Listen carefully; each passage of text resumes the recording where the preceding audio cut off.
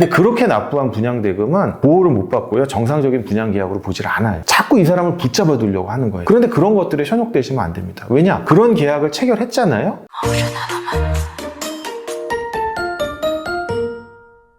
신탁의 신 오상민 변호사입니다. 드디어 이제 고대하던 부동산 신탁과 분양계약에서 많이 발생하는 법률 분쟁 유형과 그 유형에 따른 해결 방안에 대해서 설명드리도록 하겠습니다. 사실은 이걸 설명하기 위해서 앞에서 제가 토지신탁, 비토지신탁, 주택법, 건축법, 건분법 설명을 드렸던 거고요. 그 이해를 바탕으로 가장 핵심이 되는 내용들을 설명드리겠습니다. 부동산 신탁에서 분양계약과 관련하여 많이 발생하는 법률 분쟁 유형을 제가 세 가지로 구분했는데요. 이게 참 상담이 많이 들어옵니다. 첫 번째 유형은 뭐냐면 분양계약을 해제 또는 중도 해지하고 싶은데 누구를 상대로 해야 되는지 잘 모르겠다라는 겁니다. 근데 이거는 제가 앞에서 기본 강의에서 설명드린 거랑 똑같아요. 토지신탁이면 수탁자한테 하면 되는 거고 비토지신탁이면 위탁자한테 하면 되는 겁니다. 그런데 이제 토지신탁이 종료가 되면 위탁자가 수탁자가 했던 모든 법률 관계를 포괄 승계받거든요. 그래서 그냥 넉넉하게 위탁자와 수탁자 두 군데를 상대로 계약 해지 또는 계약 해제 의사표시를 내용증명으로 보내라고 이렇게 조언을 드리고 있고, 실제 제가 그 업무를 위임을 받으면 그렇게 하고 있습니다. 두 번째는 이게 내가 좀 분양계약을 해제했고 또는 이제 중도 해지했는데 내가 납부한 분양대금을 정상적으로 반환받을 수 있느냐, 이제 이런 걱정을 또 많이 하세요. 토지신탁이고 분양보증이 필수적으로 들어가는 주택법이라면 여러분들이 분양계약을 체결하는데 부적법하게 했다거나 분양대금을 엉뚱한 계좌로 납입했다거나 그런 게 아니라 적법하게 모든 행위를 하셨다면 불안해하실 필요가 없습니다. 그리고 또 토지신탁이지만 주택법이 아니어서 분양보증이 필수적이지 않은 선택적인 건축법이나 건분법이 적용되는 분양대상 물건에 대해서도 토지신탁이면 안심할 만하세요. 근데 문제는 이제 비토지신탁이죠. 비토지신탁은 분양보증이 필수적이지도 않을 뿐더러 위탁자를 상대로 분양계약을 해제 또는 중도 해지하지만 분양대금은 신탁사한테 있거든요. 근데 이 부분이 참 문제예요. 특히 이 경우에도 이제 분양관리 신탁과 담보신탁 난이도가 그 안에서 또 달라지는 거예요. 그러니까 어쨌거나 비토지 신탁 상품은 분양계약 해제를 하시더라도 분양대금 반환받는 게 상당히 어렵습니다. 이 정도로만 설명드릴게요. 왜냐면 이것만 하는데도 1시간 넘게 강의가 필요할 정도여서요. 그 다음에 이제 분양계약을 해제 또는 중도 해지하고 싶은데 이게 해제 또는 중도 해지 사유가 맞는지 모르겠다. 이 부분에 대해서 계약의 단계별로 설명드릴게요. 이게 또 왜 어렵냐면 계약금을 일부 납부하신 분이 있고 계약금만 다 납부하신 분이 있고 계약금을 납부해서 중도금까지 납부하신 분이 있고 중도금을 납부했는데 이거를 중도금 대출을 받아서 납부하신 분이 있고 경우의 수가 또 나눠집니다. 그래서 제가 단계별로 일단 설명을 드릴게요. 여러분이 분양계약서에 보면 신탁사 명의의 계좌로 입금하라고 돼 있을 거예요. 토지신탁이든 비토지신탁이든 이건 꼭 지키셔야 돼요. 근데 위탁자들이 와서 자꾸 장난을 쳐요. 이거 실은 토지신탁이든 비토지신탁이든 이거 내 사업이야, 알잖아. 신탁사 계좌 말고 나한테 직접 입금하면 내가 할인 분양 해줄게, 80%만 내, 이런 식으로 속이거든요. 근데 그렇게 납부한 분양대금은 보호를 못 받고요, 정상적인 분양계약으로 보질 않아요. 제가 말씀드리는 건 정상적으로 신탁계좌 명의의 계좌로 분양대금을 납부한 걸 전제로 합니다. 계약금 단계에서는 여러분 상식적으로 아시잖아요. 계약금을 포기하고 언제든지 벗어나실 수가 있어요. 물론 이제 신탁사나 또는 위탁자가 귀책 사유가 있다면 그쪽에서 배액 배상을 할 텐데, 통상적으로 여러분들이 계약금만 납부한 단계에서는 계약금을 포기하고 벗어나실 수가 있습니다. 그런데 솔직히 10억짜리 상가인데 계약금 10%인 1억 내는 것도 사실 부담스럽거든요. 그러니까 무슨 1차 계약금, 2차 계약금 또는 가계약금, 계약금의 또 10% 이렇게만 납부하라고 그래요. 자꾸 이 사람을 붙잡아 두려고 하는 거예요. 그런데 그런 것들에 현혹되시면 안 됩니다. 왜냐? 그런 계약을 체결했잖아요. 10억짜리 매매 대금인데 계약금이 1억이에요. 근데 여러분들이 1,000만 원만 냈어요. 이 단계에서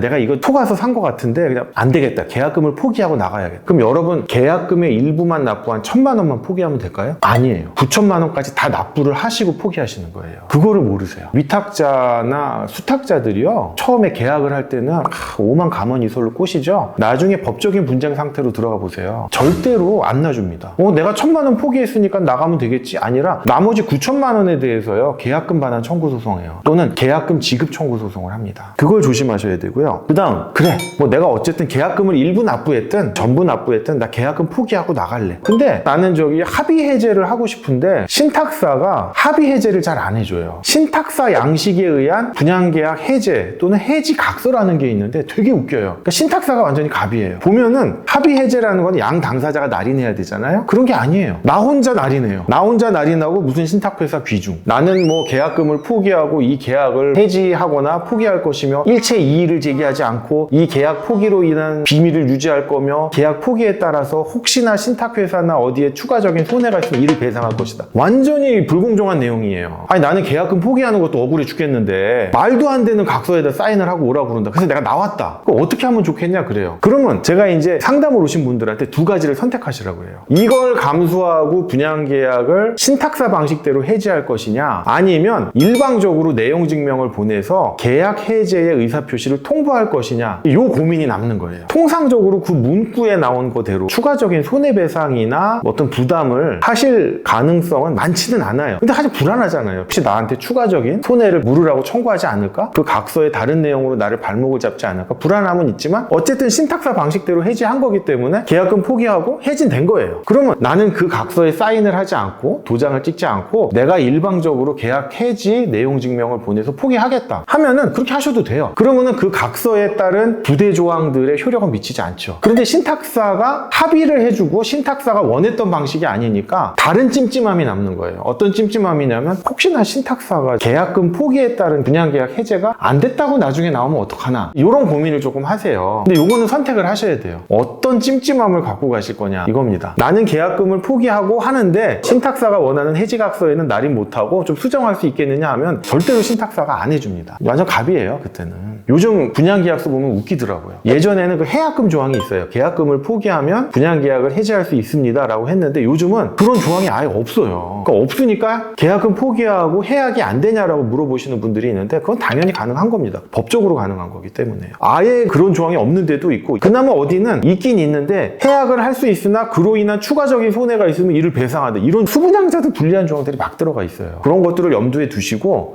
내가 일방적으로 계약금 포기하고 계약 해제를 통보할 수 있다. 다만 상대방이 이거를 정상적인 계약 해제가 아니다라고 추가적으로 문제 제기를 할 수는 있겠지만 그럴 경우도 드물다. 그것만 알고 계시면 될 것 같습니다. 그래서 그 두 가지 방식으로 해제하는 게 있다라는 거를 알고 계시면 되고요. 계약금 단계는 그래도 여러분들 해피한 거예요. 조금 금전적인 손해는 있지만 계약금 단계는 포기하면 나갈 수 있잖아요. 내가한테 선택권이 있다고요. 근데 중도금 단계로 들어가면 선택권이 전혀 없어요. 끌려다니는 거예요. 그건 제가 나중에 설명드릴게요. 어떻게든 중도금을 납부하게 해요. 모지라면 일부만 내. 내가 잔금 낼 때까지 되팔아 줄게. 마치 당장 내가 지금 이 계약을 안 하면 엄청나게 손해를 보는 것 같은 느낌이 들어요. 중도금을 단 1원이라도 납부를 하잖아요.